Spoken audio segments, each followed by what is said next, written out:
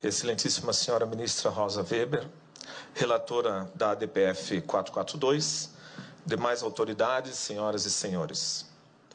Eu quero iniciar com um ato de agradecimento à senhora excelentíssima ministra Rosa Weber, que no primeiro dia e hoje também desta audiência, a senhora reconheceu que trata-se de um tema jurídico delicado, sensível, altamente polêmico, enquanto envolve razões de ordem ética, moral e religiosa. Mas, infelizmente, querem nos desqualificar como fanáticos e fundamentalistas religiosos que impõem sobre o Estado laico uma visão religiosa. Onde está o fundamentalismo religioso em aderir aos dados da ciência que comprova o início da vida desde a concepção? Onde está o fanatismo religioso em acreditar que todo atentado contra a vida humana é um crime? Onde está o fundamentalismo religioso em dizer que queremos políticas públicas que atendam à saúde das mães e dos filhos? Por isso, a CNBB, Conferência Nacional dos Bispos do Brasil, reitera sua posição em defesa da vida. Esta vida humana, com toda a sua integralidade, dado científico, com toda a dignidade, artigo 1º da Constituição, com toda a inviolabilidade, artigo 5º da Constituição, desde sua concepção até a morte natural. Isso é o mínimo de razoabilidade aceitável que nos permite estar aqui para discutirmos este tema com a recto ratio. Não podemos tratar o assunto negando, deletando, ignorando a existência do bebê. Parece que estamos falando de uma vesícula biliar, de um rim, de um adendo que precisamos extirpar, que está causando a morte das mulheres. O foco está errado. Se é um problema de saúde pública, deve ser tratado e solucionado como tal. Mas não foram poucas vezes que eu vi nesta audiência a ideia de que é necessário que a mulher supere e transcenda a imposição do papel materno. A ideia do desengravidar as mulheres. Isso, excelentíssima ministra, não tem nada a ver com os artigos 124 e 126 do Código Penal. A questão jurídica dos números 124 e 126 foi recepcionada, sim, por todas as mães que pensaram em abortar, mas não fizeram, lembrando que é um atentado contra a vida. Se negarmos isso, negaremos a capacidade de discernimento de todas as mulheres que optaram por não abortar para salvaguardar os seus filhos. O desacordo não é jurídico. Desabilitando os já referidos números do Código Penal, este Supremo Tribunal Federal estaria desacreditando na consciência reta que tutela a vida mais frágil e inocente, que é a vida do bebê. O problema é que ninguém quer nominar esse inocente.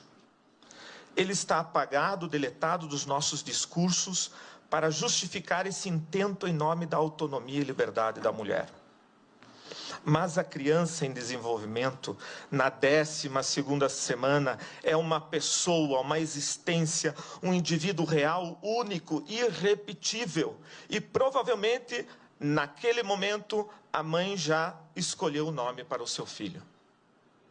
Se é uma questão de saúde, e a palavra saúde vem de salus, do latim, significa salvar, a lei teria que proteger a mãe e o filho proporcionalmente.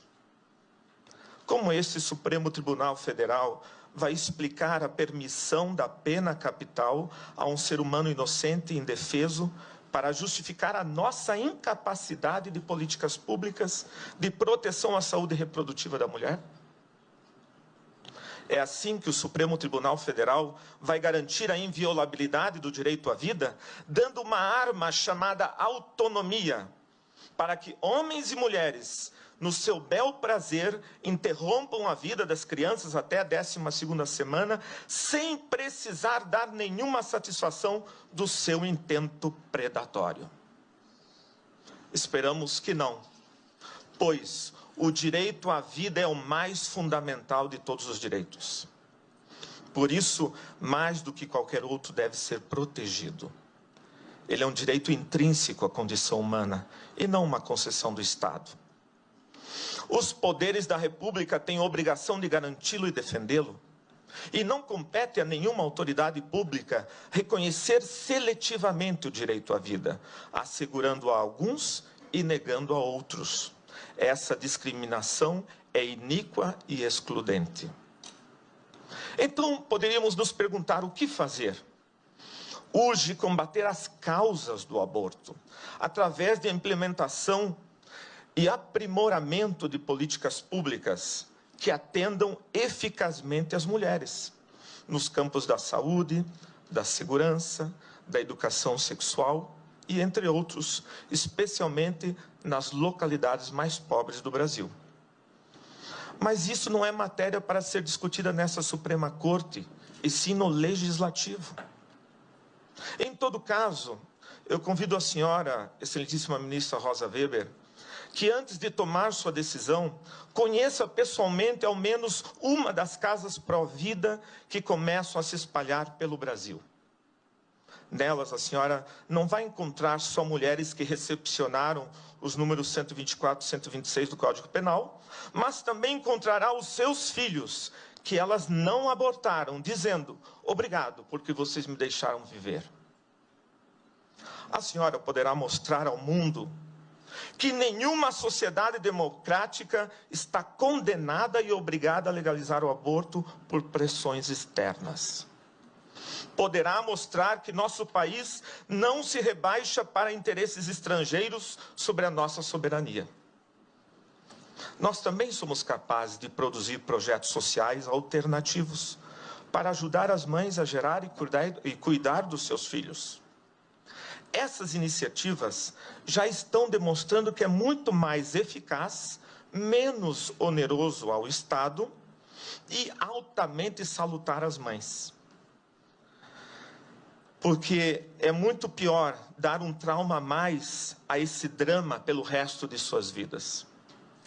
É uma pena que o Estado e muitas instituições ficaram tão obcecados e limitados com a estreita visão do aborto e da sua legalização, que se pensássemos o uso dessas verbas para projetos alternativos de cuidado e acompanhamento de casas de acolhida, hoje estaríamos com uma visão diferenciada.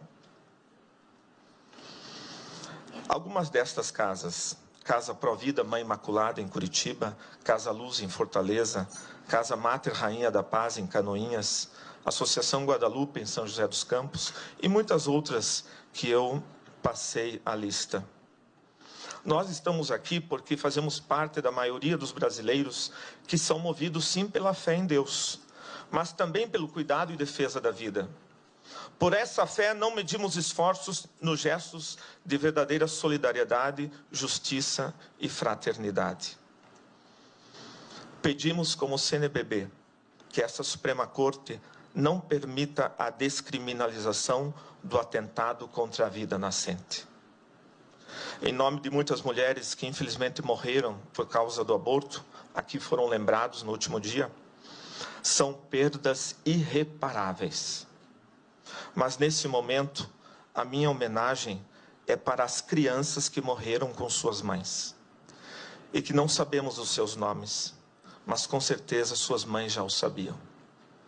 Essas crianças anônimas, que a sociedade não tem coragem de nominá-las, e as esconde nos seus discursos e retóricas, como se não existissem, elas existiram e existem. Nenhuma sã consciência pode negar isso.